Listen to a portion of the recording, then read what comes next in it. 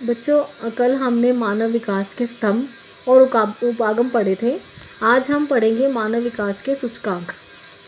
सबसे पहले मैं आपको कुछ बताना चाहती हूँ कि 1990 में संयुक्त राष्ट्र संघ कार्यक्रम द्वारा संयुक्त राष्ट्र विकास कार्यक्रम के द्वारा पहली मानव विकास रिपोर्ट तैयार की गई।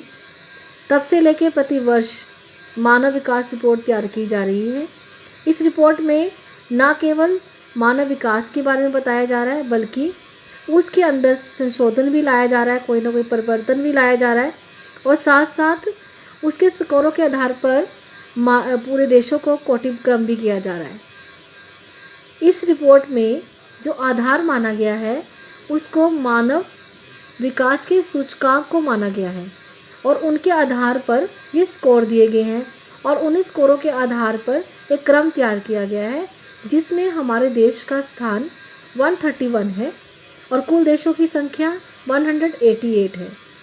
और इस रिपोर्ट को तैयार करते हुए जो मेन चीज़, बेसिक चीज़ ली गई है वो है सूचकांक। सूचकांक कौन कौन से हैं भारत में या पूरे देशों में, कौन से ऐसे सूचकांक लिए जाते हैं वो मैं आपको बताना चाहूँगी। पहला सूचकांक है स्वास्थ्य का सूचकांक, दूसरा है शिक्षा का सूचकांक, तीसरा है संसाधनों तक मानव की पहुंच का सूचकांक।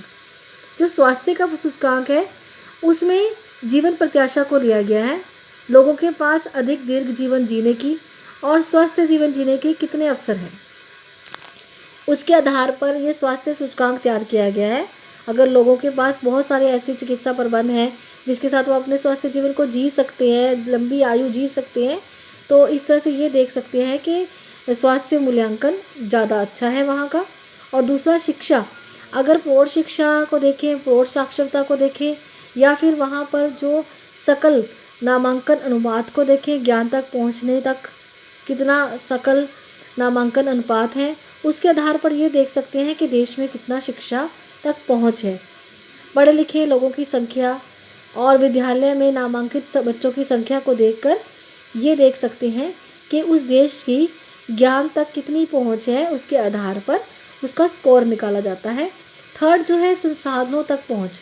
संसाधनों तक मानव की पहुँच को यहाँ पर पैसे के साथ संबंध किया जा सकता है। कई बार तो होता है कि देश के अंदर संसाधन बहुत ज़्यादा होते हैं, लेकिन किसी देश के पास अगर संसाधन ना हो तो वो दूसरे देशों से या कहीं से कितने संसाधन खरीद सकता है, उसके पास कितनी क्रय शक्ति है, उसके संदर्भ में इसको मापा जाता है। तो 3 तरह के ये स्कोर लिए गए हैं, स्वास्थ्य मूल्यांकन, दूसरा जो है शिक्षा, और तीसरा संसाधनों तक पहुँच। इन तीनों मूल्यांकनों के साथ फिर एक स्कोर निकाला जाता है, उसके आधार पर क्रम निकाला जाता है और पूरे देशों को उस क्रम के आधार पर रखा जाता है, जिसमें से सबसे अच्छा जो है क्रम, वो जो स्कोर है वो आप देख सकते हैं यहाँ पर नॉर्वे का है। नॉर्वे का जो स्कोर है वो 0.949 और श्रेणी फर्स्ट बन रही है। इसके साथ जर्मनी का 0.926 और श्रेणी फोर्थ बन रही है। संयुक्त राज्य अमेरिका का 0.920 10th श्रेणी बन रही है। और हमारे देश का मैंने आपको बताया है उसकी जो श्रेणी है वो 131 बन रही है, और जो उसका स्कोर है वो उसने 0.62 लिया है। पूरे और देशों के बीच में 188 देश हैं, जिसमें हमारे देश का 131वां स्थान है। और इस निम्न स्कोर के कारण क्या कारण है, क्यों हमारे देश का स्कोर निम्न है, ये तो आप जानते हैं, हम पहले भी डिस्कस कर चुके हैं कि महानगरों में जनसंख्या जहाँ पर ऊंची ऊंची इमारतों में रह रही है, बड़ी बड़ी सड़कों में, कारों में घूम रही है, वहाँ पर गंदी बस्तियाँ भी हैं, गरीब लोग भी हैं, ग्रामीण जनसंख्या भी है, कुछ स्त्री वर्ग भी है जिसको पूरी तरह से ये सुविधाएं नहीं मिल पाती हैं।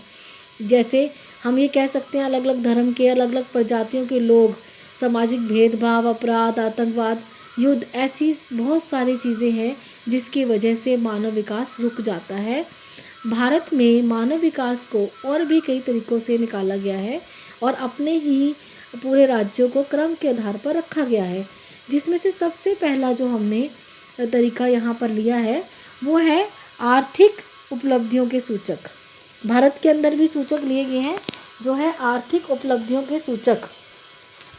आर्थिक उपलब्धियों के सूचक में ये कहा गया है कि किसी भी व्यक्ति की आर्थिक चीज़ों पर कितनी पहुंच है, उसके आधार पर आर्थिक उपलब्धियों के सूचक तैयार किए गए हैं।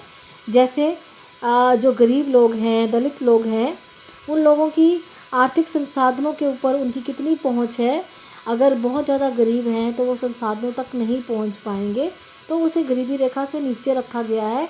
तो हमने अपने देशों के पूरे देश के अंदर सभी राज्यों में, अलग अलग राज्यों में ये गरीबी रेखा से नीचे वाली प्रतिशत निकाली है, जिसमें से अलग अलग प्रतिशत बताई गई है।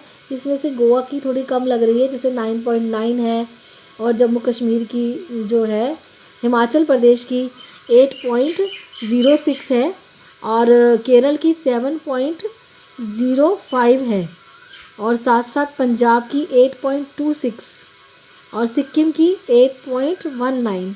इस तरह से कुछ ऐसी जगहें हैं जहाँ पर थोड़ी सी कम है, और उनको मैंने अंडरलाइन भी आपको करके बताया है, उन जगहों को जिसमें गरीबी रेखा से जो लोग हैं, जनसंख्या है, वो कुछ कम है। ये प्रतिशत में दी गई जनसंख्या है। और गरीबी रेखा के आंकड़ों को देखकर ये लग रहा है कि जिसमें छत्तीसगढ़, मध्य प्रदेश, मणिपुर, उड़ीसा तथा दादर एवं नगर हवेली में 30% से अधिक जनसंख्या गरीबी रेखा से नीचे आ रही है। गुजरात, हरियाणा, जम्मू कश्मीर, महाराष्ट्र, मेघालय, नागालैंड, राजस्थान, तमिलनाडु, त्रिपुरा, उत्तराखंड और पश्चिम बंगाल में ये जनसंख्या 10 से 20% के बीच में है। और जो कम में है उसमें है आंध्र प्रदेश, दिल्ली, गोवा, हिमाचल प्रदेश, केरल, पंजाब, सिक्किम, पुडुचेरी और अंडमान निकोबार द्वीप समूह।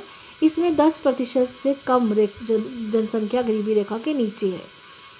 गरीबी रेखा के नीचे रहने की जो अवस्था है वो किस तरह देखी जा सकती है। लोगों को जो अपनी मूलभूत आवश्यकताएं हैं वो भी खरीद नहीं पाते हैं, और उनके पास इतना धन नहीं होता कि वो अपने आप की अपनी आवश्यकताओं को पूरा कर सके, ज़रूरतों को संतुष्ट कर सके, जिसकी वजह से वो गरीबी रेखा के नीचे आते हैं। इनके साथ साथ और भी बहुत सारी चीज़ें हैं, जैसे आवास है, सार्वजनिक परिवहन है, हवा की गुणवत्ता है, पीने के पानी की कमी है। ये सारी चीज़ें जो होती हैं जीवन स्तर का एक मापक है, और ये बहुत ही ज़्यादा ज़रूरी चीज़ें होती है, जो एक बेसिक नीड है। अगर कोई इंसान ये भी नहीं खरीद सकता है तो वो बहुत ही ज़्यादा गरीब इंसान है, गरीबी रेखा के नीचे है।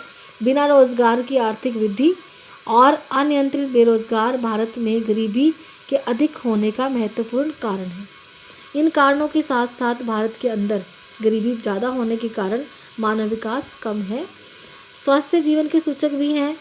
रोग और पीड़ा से मुक्त जीवन होना ही एक स्वस्थ जीवन का सूचक है।